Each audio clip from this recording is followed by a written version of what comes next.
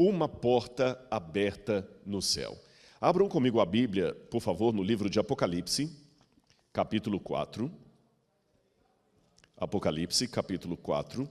E se você se lembrar bem do estudo de ontem, nós terminamos falando que João, assim que ele terminou de redigir as 7 cartas, ele terminou numa situação assim de preocupação com o estado da igreja, porque a história da igreja cristã não era a história mais bonitinha a ser contada. Embora durante a história do cristianismo você tenha relatos de mártires, de pessoas fiéis a Deus, que morreram, deram a vida pelo Evangelho, que pregaram a palavra de Deus, mesmo sob o risco de vida, você também tem, infelizmente, situações de apostasia, de negação da fé, de infidelidade à aliança. E João estava preocupado. Aí no capítulo 4, que eu espero que você acompanhe na Bíblia e na sua casa, e os que estão comigo aqui também acompanhem, é dito assim: depois dessas coisas olhei, e eis que havia uma porta aberta no céu. E a primeira voz que ouvi era como de trombeta ao falar comigo, dizendo: suba para aqui, e eu lhe mostrarei o que deve acontecer depois destas coisas. Imediatamente eu me achei em espírito, e eis que havia um trono armado no céu. O que João quis dizer com isso? Alguns comentaristas pensam que o fato de João dizer, e eis que me achei em espírito, dá a entender que ele teve essa visão num dia diferente da visão das 7 cartas. Porque lá ele fala, arrebatado fui em espírito no dia do Senhor, e ouvi uma voz por detrás de mim que dizia, o que vês, escreve, manda às igrejas que estão na Ásia. Agora o que acontece? João vê uma porta aberta no céu, e a mesma voz que falara outrora, no outro momento, dizia para ele, suba para cá e eu vou te mostrar o que vai acontecer depois dessas coisas. E João é arrebatado em espírito, ele passa a estar num estado de espírito. Fica sem sentido se ele já estivesse em espírito voltar a estar. Então alguns pensam que essa visão foi dada numa outra época. Mas esse é apenas um detalhe histórico ou teológico. Vamos ver agora qual foi a cena que João contemplou diante dos seus olhos assim que ele foi ao céu. A Bíblia diz que ele viu um trono armado no céu. Evidentemente, o trono de Deus. Como seria o trono de Deus? Vamos ler na Bíblia comigo? Acompanhe a leitura aqui. Apocalipse, capítulo 4. Eu continuarei lendo aqui a partir do verso 3 em diante. Vou ler o verso 2 novamente. Imediatamente eu me achei no espírito, e eis que havia um trono armado no céu, e alguém estava sentado no trono. E esse que estava sentado no trono era semelhante no aspecto à pedra de jaspe e ao sardônio, e ao redor do trono havia um arco-íris, semelhante ao aspecto de esmeralda. Ao redor do trono havia também 24 tronos, e nele estavam sentados 24 anciãos, vestidos de branco, com coroas de ouro na cabeça. Do trono saíam relâmpagos, vozes, trovões, e diante do trono estavam acesas 7 tochas de fogo, que são 7 Espíritos de Deus. Diante do trono havia também algo como um mar de vidro, semelhante ao cristal.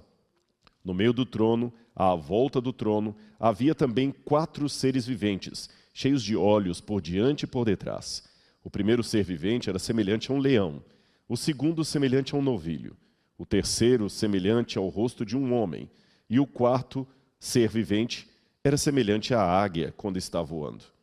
E os 4 seres viventes, cada um deles, respectivamente tendo 6 asas, estavam cheios de olhos ao redor e por dentro, e não tinham descanso algum, nem de dia nem de noite, clamando, Santo, Santo, Santo, é o Senhor Deus, o Todo-Poderoso, aquele que era, que é e que há de vir.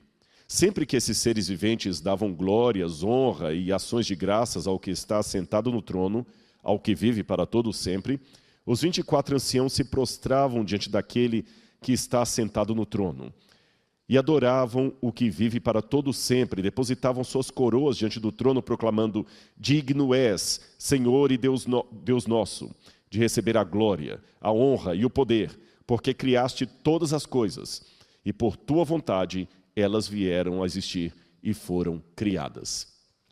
Esse é o texto. Agora, uma coisa importante para a gente analisar, na verdade até eu fechei minha Bíblia, mas eu gostaria que você ficasse com a sua aberta, Qual é o sentido prático disso para nós hoje? Uma vez um amigo me falou, olha, é importante o conteúdo, mas se você não trouxer aquilo para a realidade das pessoas, o coração não fala ao coração. E eu concordo com essa observação. Então vamos pegar essa visão do trono e vamos transformar em duas situações práticas para você que está hoje. Se eu estivesse lendo a Bíblia numa época de problemas, esse talvez não seria o melhor texto para eu ler. Os seres ali clamando, glória a Deus, digno és, e comemorando. Eu não gostaria de ouvir de comemoração, eu estou triste. Aliás, era essa situação psicológica que João estava. Raciocine comigo. João estava preso na ilha de Patmos contra a sua vontade, cercado de água por todos os lados, vendo no alto do monte o templo da deusa Ártemis, sentindo preocupação sobre-humana com a igreja que ele deixara em Éfeso e na Ásia Menor, sabendo que a igreja estava sendo atacada por muitos dissidentes, por gnósticos, por grupos separatistas, sabendo que a sua vida estava com o risco de acabar a qualquer momento, porque Domiciano poderia mandar matá-lo na ilha de Patmos, sabendo que Jesus parecia nunca mais voltar, tão demorada a promessa da volta dele. João certamente em Patmos não estava nos seus melhores dias. E para piorar esse quadro de João, ele termina a primeira parte da visão ainda mais preocupado com a igreja, como eu disse ontem. As 7 cartas não revelavam a melhor história. Começa até bem, com a cidade de Éfeso sendo elogiada, mas ali já há uma advertência de Cristo. Eu tenho, porém, contra você que você deixou o seu primeiro amor. Depois ele vai passando por todas as cartas até Laodiceia, e o quadro só vai piorando, piorando, piorando, até que chega em Laodiceia e fala, você é miserável, pobre, cega e nua. João não estava, definitivamente, no seu melhor dia. E agora, quando ele vê o céu, vê todo mundo feliz, dando louvores a Deus, parece uma cena sádica de alguém rasgando dinheiro na frente de um pobre. João deveria ter questionado. Poxa vida, nós estamos sofrendo aqui e vocês comemorando. Não há o que comemorar, eu estou preocupado. É assim que você muitas vezes se sente diante de uma cena como esta? Você está angustiado, triste, e de repente alguém fala assim, dê louvores a Deus. Louvor a Deus? Uma vez uma jovem viúva, que era muito amiga minha desde a infância, o marido dela faleceu num acidente, e eu estava na igreja, na época era aquela comemoração de fim de ano, então tinha uma santa ceia ao pôr do sol. Muitas igrejas ainda têm essa boa prática. E as pessoas levam uma oferta e durante determinado momento começam a agradecer pelas bênçãos durante o ano. Ela estava tocando o piano, depois ela começou a chorar no canto e falou comigo assim, eu não tenho o que agradecer esse ano. Meu marido morreu num acidente. O que eu vou agradecer? Eu não estou nem com vontade de tomar a Santa Ceia. Num primeiro momento, eu concordei com ela. E digo que ainda respeito a dor dela. Mas depois de alguma reflexão, eu comecei a pensar, será que nós devemos dar louvores a Deus somente nos momentos bons da vida? Ou será que mesmo a situação ruim pode me mostrar o motivo pelo qual eu seja grato? Por exemplo, a pilha de roupas na minha máquina de lavar pode ser um problema, mas um problema que mostra que eu tenho roupas. Aquele som de uma música horrível pode ser um problema, mas um problema que me revela que eu tenho audição. Perceberam? Aquela comida com um gosto meio ruim pode ser um problema, mas um problema que me mostra que eu tenho paladar. E há muitas coisas que nós temos na vida diariamente. E você que está em casa, preste atenção nisso que eu vou falar. Eu não quero que desdenhar a sua dor, de maneira nenhuma.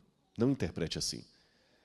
Mas saiba que há muitas coisas que você tem diariamente na sua vida que são o ardente desejo e oração de milhões de pessoas ao redor do mundo. Você está assistindo essa mensagem enquanto janta aí na sala e colocou o celular e está me escutando e jantando? Sabe quantas pessoas hoje não têm o que comer? Aqui em São Paulo, de onde eu estou pregando, está um pouco frio desde anteontem. A temperatura caiu. Ontem fez 18 graus. Mas você tem um cobertor para dormir. Você tem um colchão esperando você logo depois que você terminar de assistir essa mensagem. Milhões de pessoas não têm um colchão. Você já parou para pensar que o que você tem normalmente na sua vida é o desejo ardente de milhões de pessoas ao redor do mundo? Talvez, se você olhasse isto, você reclamaria um pouco menos da vida.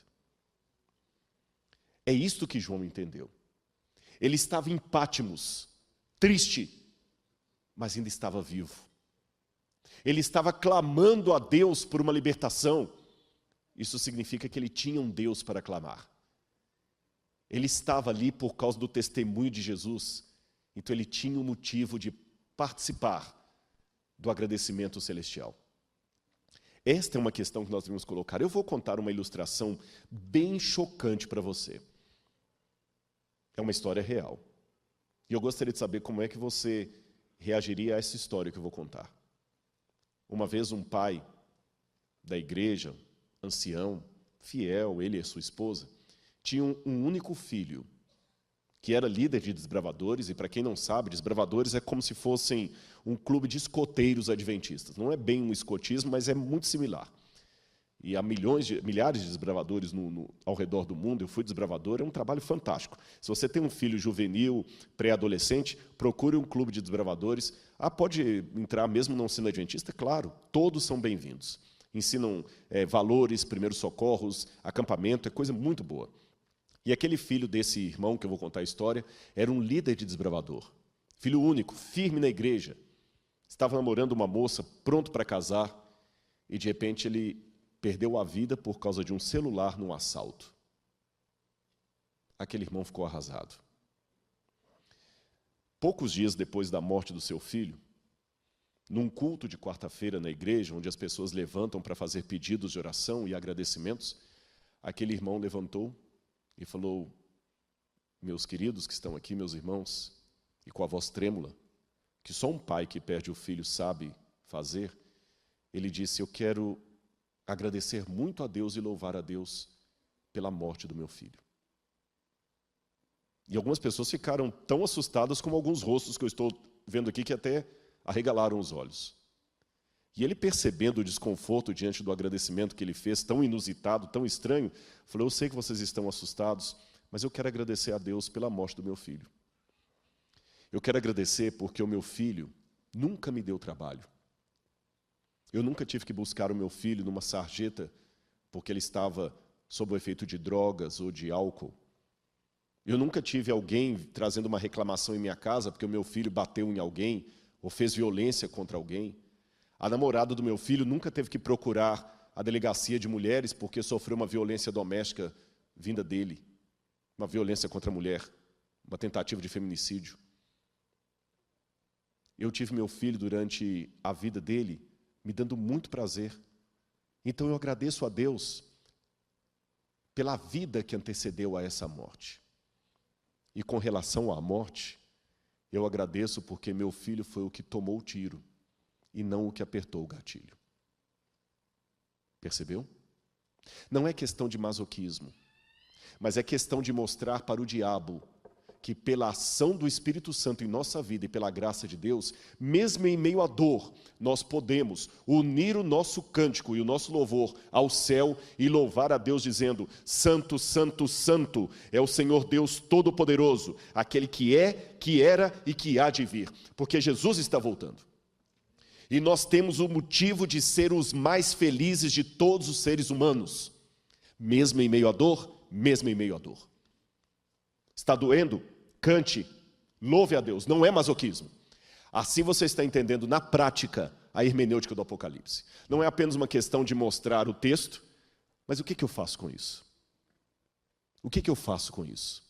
Aprenda que Deus não colocou aquela mensagem do louvor ali apenas por um enfeite teológico, é para mostrar a você que a sua vida tem que ser um uníssono de louvor a Deus.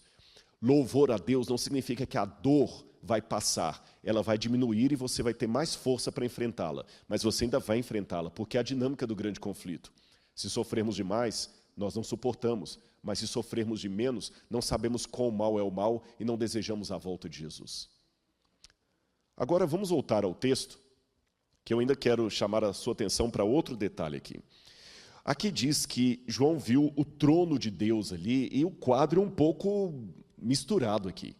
Vamos ver no quadro quais foram as cenas que João viu. Seria mais ou menos esse o desenho artístico da visão de João. Ele viu o trono de Deus lá no meio. Em torno do trono de Deus, ele vê 4 criaturas viventes, uma com a semelhança de ser humano, outra de águia, outra de novilho e outra de leão. Depois ele vê 7 chamas de fogo, e depois das 7 chamas de fogo, como se fossem círculos concêntricos, 24 tronos com homens de idade, todos vestidos de branco, com coroas na cabeça, e depois uma multidão inumerável de anjos. Trocando isso em forma de um esquema, nós vamos ver aqui o quadro do que João viu da corte celestial. Perceba os círculos. Os anjos, no círculo interno, os 24 anciãos vestidos de branco, que quase certamente, eu posso dizer, eram seres humanos que ressuscitaram e estavam com Cristo no céu, porque nós já temos a presença de seres humanos ressurretos no céu, numa ressurreição especial. Depois, à frente deles, você tem como se fosse um mar de vidro, o altar, os seres viventes diante do trono, e entre os seres viventes e os anciãos, você teria também as 7 chamas que representam o Espírito Santo. Agora você pode perguntar, tá bom, Rodrigo, mas o que significa tudo isso? O trono, os 4 seres viventes, depois você tem o Espírito Santo ali, que são as 7 chamas de fogo, representação do Espírito Santo. Depois os 24 tronos, você já falou que são seres vivos no céu, humanos. Depois você tem os anjos. Mas por que essa disposição celestial? Vamos ver o porquê. Olha essa imagem que vai aparecer para você na sua tela agora. Aqui nós temos um quadro da disposição do povo de Israel quando eles estavam no deserto. Deus era muito organizado. E cada vez que o povo de Israel caminhava pelo deserto, eles deveriam caminhar de maneira organizada. As tribos eram separadas dessa forma. Você havia 3 tribos de um lado, 3 do outro, 3 do outro e 3 do outro. No centro, naquela fumaça, você tinha o santuário, o tabernáculo, que nós já fizemos menção aqui. Em frente ao tabernáculo, aquele ponto um pouquinho menor, seriam Moisés, Arão e seus filhos. Depois, os 3 pontos próximos seriam as tribos dos levitas, que cuidavam do santuário. Depois você tinha, na primeira coluna, 3 tribos lideradas pela tribo de Efraim, que ficava à frente. Depois mais 3 tribos aqui, lideradas pela tribo de Dan. Depois mais 3 tribos lideradas pela tribo de Judá. E mais 3 tribos lideradas pela tribo de Ruben. Agora você pode perguntar, espera um pouquinho, Rodrigo, antes de você continuar. Se eu contar ali, tem 13 tribos de Israel. 3, 3, 3, dá 12, com mais a dos levitas, 13. São 12 ou 13 tribos de Israel. Como é que a gente explica isso? Isso aqui é simples de explicar. Jacó teve, na verdade, 12 filhos, não 13 filhos. Mas um dos filhos de Jacó chamava-se José. E quando Jacó foi para o Egito, Jacó adotou os filhos de José, Manassés e Efraim, para si. Ele adotou os filhos de José. E eu vou explicar por que Jacó fez isso. Então Jacó agora tinha 12 filhos, mais 2 adotivos, que são os filhos de José. Então ele fica com quantos? 14 filhos de Jacó. 12 de sangue e 2 que eram netos que ele adota. Rodrigo, é verdade, ele adotou os 2 filhos de José. E por que ele adotou os filhos de José? É simples. José era o filho amado de Jacó. E Jacó queria fazer de José o seu primogênito. E o primogênito sempre ganhava o dobro da herança em relação aos seus irmãos. Então, uma forma legal que Jacó encontrou de dar o dobro da herança para José foi adotando os seus 2 filhos, Efraim e Manassés, porque assim, enquanto cada filho ganharia uma porção, José, através dos seus 2 filhos, ganharia o dobro. Só que na divisão das terras em Israel, a tribo dos levitas não ganhou porção de terra, porque eles viviam em torno do santuário, tendo que trabalhar para o santuário, o seu sustento seria o dízimo tirado das outras tribos. Então a tribo de Levi não tinha herança, apenas em cada tribo eles tinham uma cidade para eles, só isso. E como José estava representado pelos seus 2 filhos, Efraim e Manassés, você volta a ter então 12 tribos, mas mais a tribo de Levi. Ficou claro? Agora que isso está esclarecido para você, eu gostaria de mostrar mais um detalhe. Abra a Bíblia comigo em Números, capítulo 1, versículo 52. Números, capítulo 1, versículo 52. Se depois em sua casa você ler o livro de Números, no capítulo 2, você vai ver que lá descreve justamente aquela disposição do povo de Israel no deserto que eu mencionei para vocês. Agora eu gostaria de ler o capítulo 1, versículo 52 de Números. Assim diz na minha Bíblia.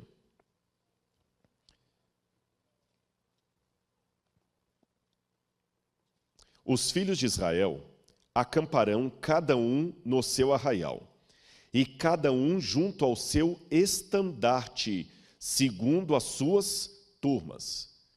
Veja, estandarte é uma bandeira.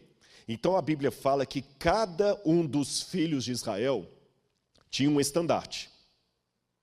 Nós não sabemos o que estava nesses estandartes, mas a tradição judaica nos diz que em cada estandarte havia um animal ou um ser representando aquela tribo, um animal ou um ser humano.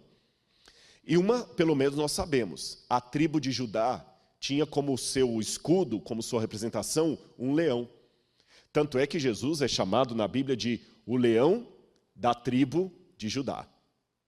Então nós sabemos que um dos estandartes tinha a forma de um leão. Agora, olhe de novo na tela aí a imagem do acampamento do povo. Você está vendo ali Judá bem à frente. Então Judá tinha uma bandeira com um leão. E no centro ficava o santuário, lembre-se disso. Quando nós vamos à tradição judaica, nós descobrimos que, segundo a tradição dos judeus, aquela mais antiga, representada tanto de forma oral como por escrito no Talmud e também na tradição rabínica, os judeus dizem que quando Deus apareceu no Sinai, ele estava cercado por 22.000 anjos, divididos em grupos, e cada grupo representado por um anjo superior diferente. Assim, foi desejo de Israel também estar dividido em grupos à semelhança do esquema celestial. No céu, o trono de Deus, segundo essa tradição, ocupava o centro da multidão angelical. E tinha 4 anjos em redor: Miguel, Gabriel, Uriel e Rafael. Esses 4 seres viventes correspondiam às 4 tribos representativas de todo o povo que ficavam ao redor do santuário, a saber, Ruben, Judá, Dan e Efraim, todas com seus respectivos estandartes. Um leão estampava o estandarte de Judá, uma águia, o de Dan, um novilho, o de Efraim, e o de um homem, o de Ruben. Você percebeu? O que isso aqui está nos mostrando? Que o acampamento dos hebreus no deserto ecoava em sombra, em simbologia, a maneira como eles imaginavam que era a disposição do trono de Deus no céu. No céu você tinha o trono de Deus ao centro, com 4 seres viventes. Aqui você tinha o santuário ao centro, com 4 tribos representando homem, leão, águia e novilho, e depois a multidão, com a multidão dos anjos e também dos anjos e dos 24 anciãos. Em outras palavras, o céu e a terra estão sempre em sintonia. O que é que nós aprendemos disso? Muito simples, meu irmão. Quando eu canto, eu nunca canto sozinho. Anjos de Deus cantam comigo. Quando eu choro e sofro, eu nunca sofro sozinho. Os anjos de Deus sofrem comigo. O próprio Deus se compadece de mim. É interessante que quando a gente vai ler a Bíblia, no livro de Atos, capítulo 9, em que Saulo estava perseguindo a igreja, querendo matar os cristãos, Deus aparece para ele naquele momento e fala assim: Saulo, Saulo, por que me persegues? Saulo pensava que estava perseguindo a igreja, mas estava perseguindo o próprio Jesus. Noutra feita, Jesus, ao falar do juízo final, dirá para muitos: vinde benditos de meu Pai, porque eu tive fome e você me deu de comer. Eu tive sede e você me deu de beber. Eu estive nu e você me deu vestes. Eu estive preso e você foi me visitar. E as pessoas perguntarão: Senhor, quando é que eu fiz essas coisas? Toda vez que você fez a um dos menores, você faz a mim. Eu não quero aqui ser judaizante, não é esse o meu interesse. Mas eu gosto de aprender muito com culturas diferentes. E vocês já perceberam que os judeus religiosos gostam sempre de usar um quipá na cabeça, que é aquele chapéuzinho? Sabe por que o judeu usa aquele chapéu na cabeça? É uma forma de mostrar, primeiro, que ele é limitado. Ele não é eterno, ele tem o seu limite. Segundo, uma forma de lembrar que ele está sempre na presença de Deus.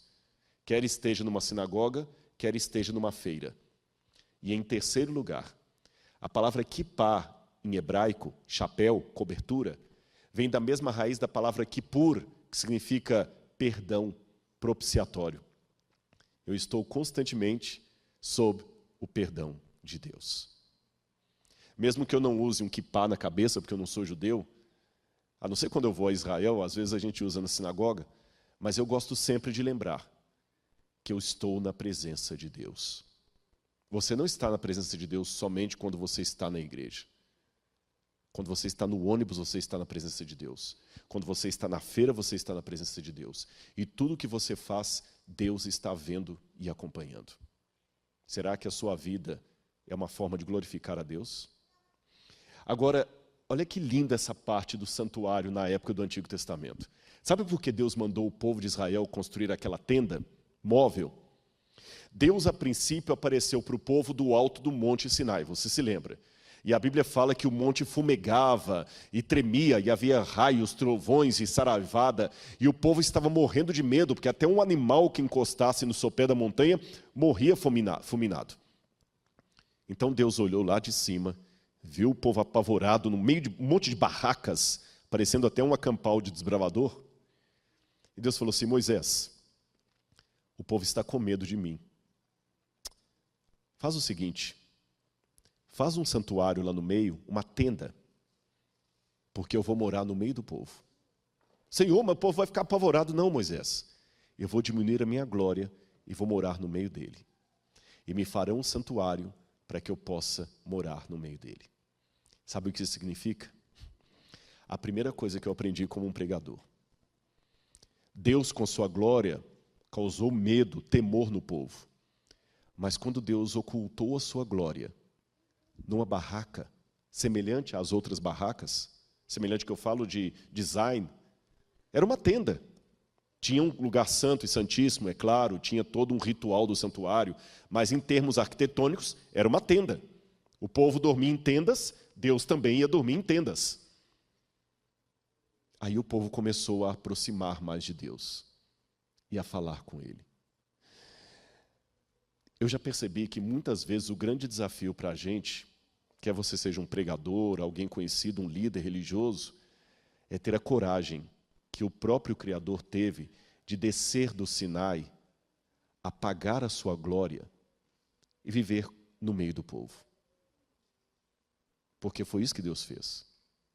E no Evangelho, na época do Novo Testamento, isso se tornou mais claro ainda, porque o Evangelho de João diz: e o Verbo, que é Cristo, se fez carne e habitou no meio de nós. E a expressão que aparece ali no grego para habitou, skeno, significa ele armou a sua tenda no meio de nós.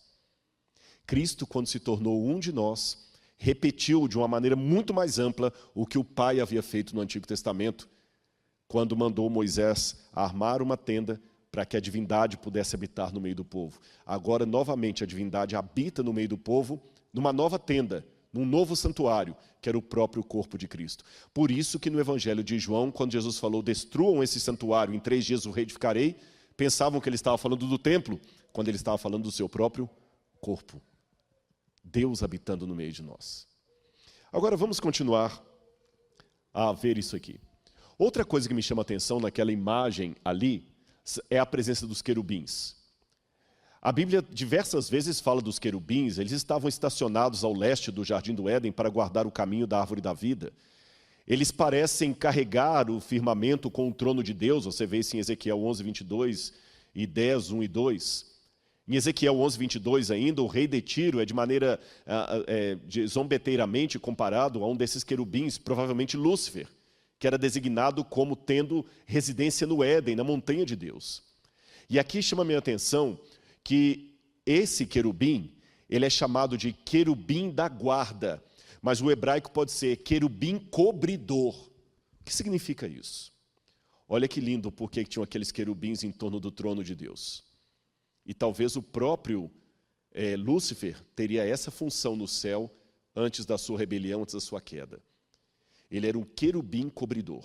E o que significa isso? A glória de Deus era tão grandiosa, tão majestosa, que até os anjos no céu precisam ter essa glória filtrada para não serem cegados por ela. Quando Deus se manifesta no seu trono no meio, os anjos abrem as asas para receber o fulgor da glória de Deus, e com outras asas eles cobrem o próprio rosto e os pés em reverência. Agora, raciocine comigo. Se até os anjos, que não têm pecado, que estão na glória, têm toda essa reverência perante Deus, por que eu vou tratar Deus como uma coisa qualquer? Reverência pelo nome do Senhor. É isso que nós precisamos ter. Vamos continuar aqui o nosso passeio pelo Antigo Testamento. Você está vendo como é que tudo encaixa com a disposição do céu e na terra. Agora vamos falar dos serafins. Os serafins são outra classe de anjos que parece ter a mesma função dos querubins. Olha o que diz Isaías 6, 1 a 3. No ano em que faleceu o rei Uzias, eu vi o Eterno sentado sobre um trono alto e exaltado. A aba do seu manto preenchia todo o templo. Em torno dele posicionavam-se serafins. Cada um deles tinha 6 asas. Com 2 cobriam o rosto, com 2 cobriam os pés, com 2 voavam. E ao mesmo tempo clamavam uns aos outros: Santo, Santo, Santo, é Yahweh dos exércitos. Eis que toda a terra está plena da glória do Senhor. Agora, como a terra pode estar plena da glória de Deus? Simples. Quando a igreja, o povo de Deus, se posiciona para imitar o céu. Eu quero mostrar uma cena para vocês do santuário aqui da terra, para você ter uma noção do que João viu no céu de maneira superior, baseado, é claro, na cena do santuário e do povo de Israel disposto em redor do santuário. Coloque esse vídeo, por gentileza, para todo mundo que está em casa poder assistir. Assim seria o santuário que havia no deserto na época de Moisés. Tem que apertar o play.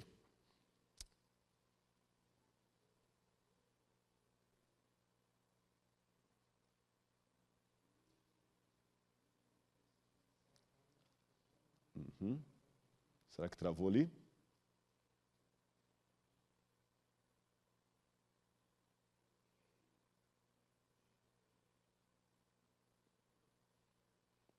Enquanto ele vai acertando ali, esse vídeo que eu quero mostrar para vocês é um vídeo que mostra um 3D de como seria o tabernáculo aqui na terra. E a partir dele você vai ter uma noção. Mas vamos recapitular até agora o que nós vimos.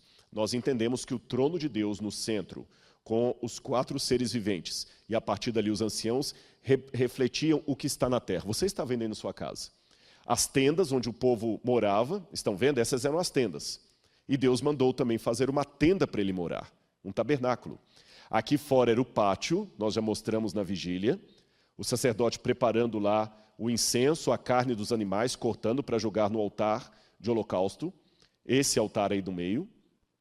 Além desse altar, você tinha a pia com a água onde o sacerdote se banhava. No céu você tem um mar de vidro.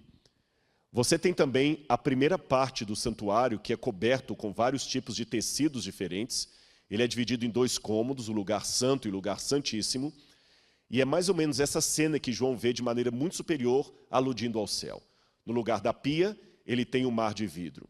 E quando a voz diz, entra para cá, ele vai até o lugar santo. Ao invés de ver o candelabro comum daqui da terra, ele viu 7 tochas de fogo. Ao invés dele ver os pães da presença, ele vê o próprio Jesus Cristo. E ele vê no céu também o altar de Deus de incenso, com a oração dos santos. E na terra existe uma cortina separada do lugar santo do Santíssimo. Mas no céu não há necessidade disso, porque tudo é sagrado. E ali você tem a Arca da Aliança. Ao invés de ter querubins fundidos de ouro, você tem seres angelicais de verdade diante do Senhor. Percebeu o que João viu? Esta é a contemplação da visão celestial. Vamos ver uma próxima imagem aqui. Só voltar ali. Ele vai ajustar para mim. Além disso, João viu aqueles 24 seres viventes, aqueles 24 anciãos. Eu falei que eram seres humanos que ressuscitaram com Jesus e foram para a glória. Você se lembra disso? Por que 24? Por que esse número? Ora, se você olhar na Bíblia, em 1 Crônicas, capítulo 24, você vai ver que havia 24 turnos de sacerdotes que revezavam no serviço do templo. E Jesus também promete no Apocalipse que aquele que vencer será feito sacerdote com ele diante do Pai. Então aqueles ali são uma amostra da humanidade que Jesus já está salvando dia após dia por sua graça. Agora, além de todo esse cenário, o mar de vidro também chama a atenção. O mar de vidro, o céu era concebido pelos antigos como sendo uma grande cúpula que se estendia sobre a terra. E por debaixo dessa cúpula estava a terra, acima dela o céu. Na história da criação você tem as águas que estão debaixo do firmamento e as águas que estão acima do firmamento. O salmista chama as águas que estão acima do firmamento para que louvem a Deus. Salmo 148, verso 4. Sobre esse mar que está acima do firmamento, João vê o trono de Deus. Afinal, o salmista diz que Deus apoia as vigas de sua morada sobre o mar do firmamento. Agora, apesar de toda essa visão majestosa, João ainda estava um pouco aflito com relação à igreja. Lembra que eu falei que o ato de louvar a Deus, de participar da adoração, não significa que a dor vai desaparecer. Ela vai diminuir e Deus vai lhe dar forças para enfrentá-la. Mas não promete a você um mar de rosas. João viu a glória, talvez por um momento até ficou extasiado com tudo aquilo, mas logo ele se lembrou da igreja. E quando essa visão acabar? Se eu pudesse ficar aqui no céu e nunca mais voltar, mas, Senhor, eu também não gostaria de ficar aqui no céu, tendo os meus irmãos lá na terra, em situação tão caótica, eu tenho que cuidar da igreja que o Senhor mandou eu cuidar. Lembra que Paulo uma vez disse que o grande desejo da alma dele era partir e estar com Cristo, mas que por amor da igreja, ele ainda ficava na carne? João deve ter tido o mesmo sentimento. Como eu gostaria de ficar aqui, mas eu sei que essa visão vai terminar. E a igreja? Será que ela vai poder subir aqui e receber a recompensa? Aí quando nós vamos à Bíblia, nós vemos uma cena que novamente me chama bastante atenção. Abram comigo a Bíblia, dessa vez em Apocalipse, capítulo 5. Apocalipse, capítulo 5. Vi na mão direita daquele que estava sentado no trono um livro em forma de rolo, escrito por dentro e por fora, e selado com 7 selos. Vi um anjo forte que proclamava com grande voz: quem é digno de quebrar os selos e abrir o livro? Ora, ninguém no céu, nem sobre a terra, nem debaixo da terra, ninguém podia abrir o livro, nem mesmo olhar para ele.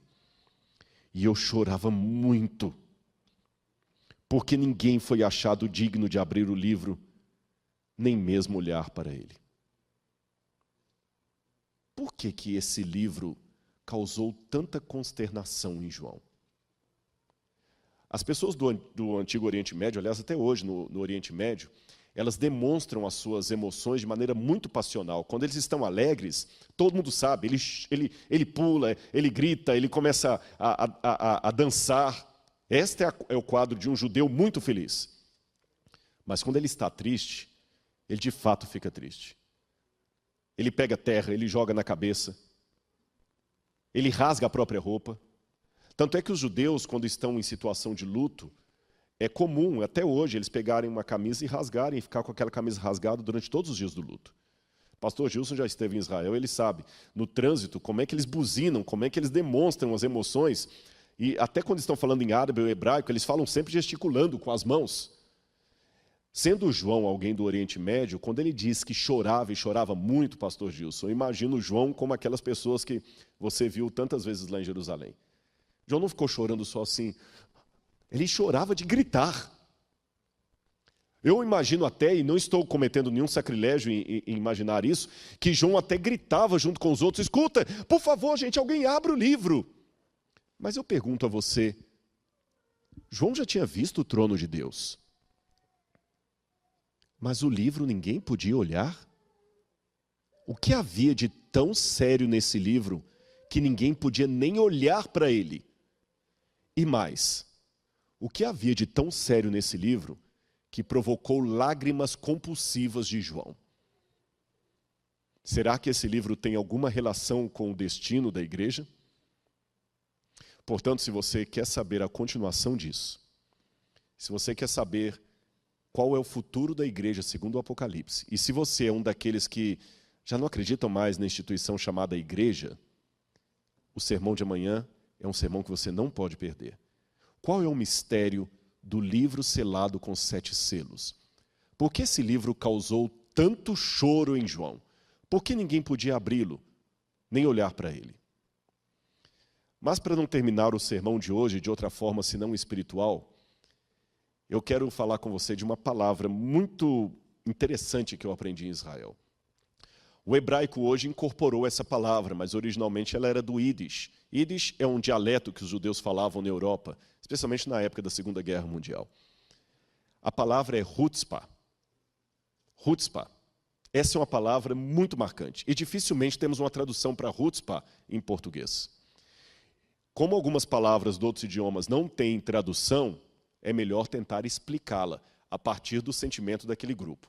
Lembra que eu falei com vocês que o judeu ele sente tudo com muita força? Quando ele está alegre mesmo, ele canta, ele assobia, ele pula. E quando ele está triste mesmo, quando ele briga mesmo.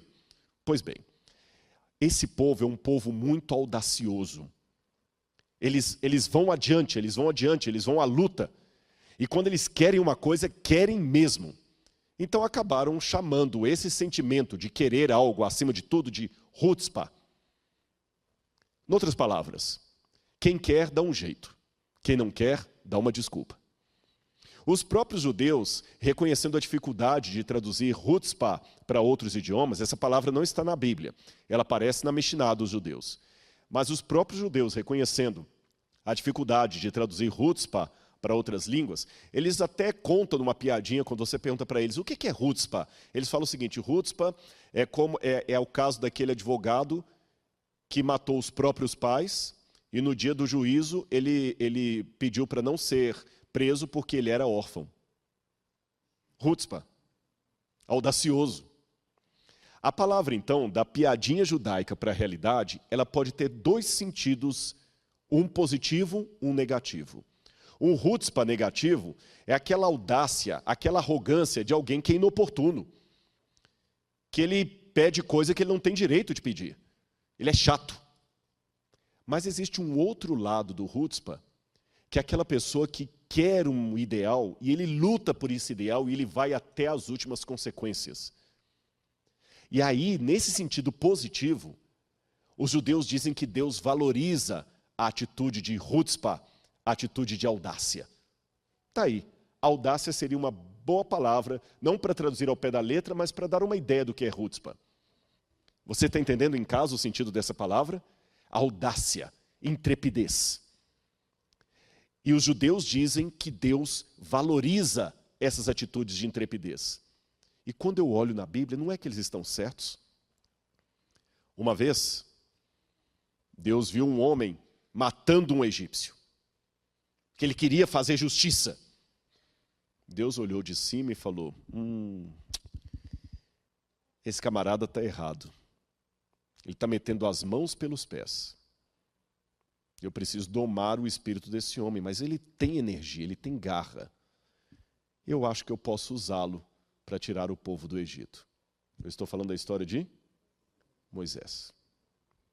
Moisés demonstrou um outro chutzpah quando ele falou com Deus, Senhor, perdoa esse povo, Senhor, senão eu risco o meu nome do livro que o Senhor escreveu. Não era ali uma blasfêmia contra Deus. Era um amor pelo povo que Deus falou, você teve audácia. Outro exemplo, Jacó, lutando com o anjo, lutando, e falando, eu não te soltarei enquanto você não me abençoar. Deus deslocou a coxa de Jacó, mas mudou o nome dele para Israel. Mais um exemplo do Novo Testamento, aquela mulher que vinha clamando atrás de Jesus, Senhor, cura minha filha, cura minha filha. Ela nem era judia, ela era sírio-fenícia. Jesus não respondeu palavra. Os discípulos mandaram que ela se calasse, mandaram Jesus despedi-la. Jesus a comparou a um cachorrinho e mesmo assim ela se prostrou e o adorou, dizendo, Senhor, eu como as migalhas da tua mesa, mas como de bom grado, porque as tuas migalhas são um banquete. Chutzpah, audácia. Percebeu? Agora, abra comigo a Bíblia no livro de Hebreus, capítulo 10, versículo 19. Mesmo que aqui não esteja a palavra chutzpah, mas o conceito de chutzpah está aqui, quando o autor de Hebreus diz, portanto, meus irmãos,